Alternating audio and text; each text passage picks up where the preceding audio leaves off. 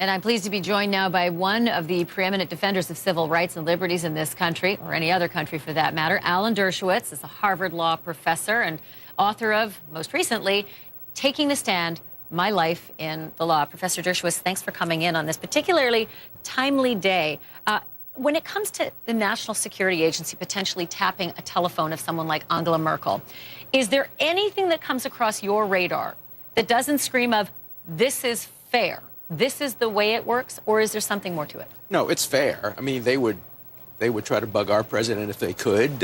We do it. We've been doing it for years. Wouldn't it have been wonderful if we could have bugged some of the people before the Second World War? What's fair, you know, in peace is different from what's fair in war. The question is it tactically wise? Should we be listening in on really close allies like Merkel, or should we have an understanding with them? We don't listen to you, you don't listen to us. There's nothing legal or immoral about it. There's no expectation of privacy that the German chancellor would have? When you're a public figure, a leader of a great country, you don't expect privacy. I teach my students who are going to be future leaders, when you become a leader, everything you say is fair game. Just remember, be very careful, be very cautious. Now, you know, there are lots and lots of hard questions that remain. Who is an ally?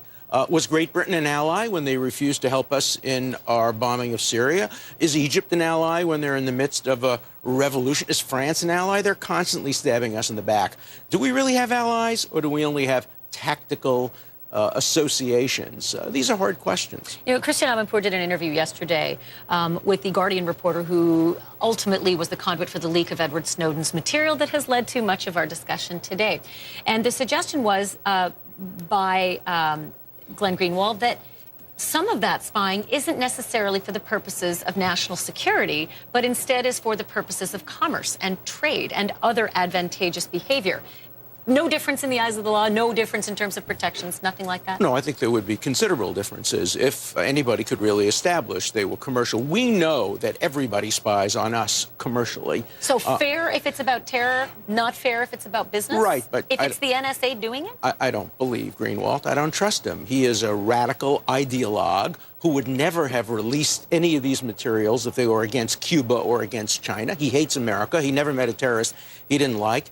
You want to read what he thinks of me? On the back of my book, he calls me deranged. Oh, yeah, deranged. How about that? And I put it on the back of my book because I'm proud of my enemies. So look, he did a good thing by publishing this material, but don't trust him when it comes to judgment. He does not have American interests at heart. I have other things I'd like to ask you, so if you have some time, if you could stay put. Happy to do it. Oh, it's good to know. It's good to know. Maybe you have more time after December, after you retire from Harvard. You come by every day. Alan Dershowitz, thank you.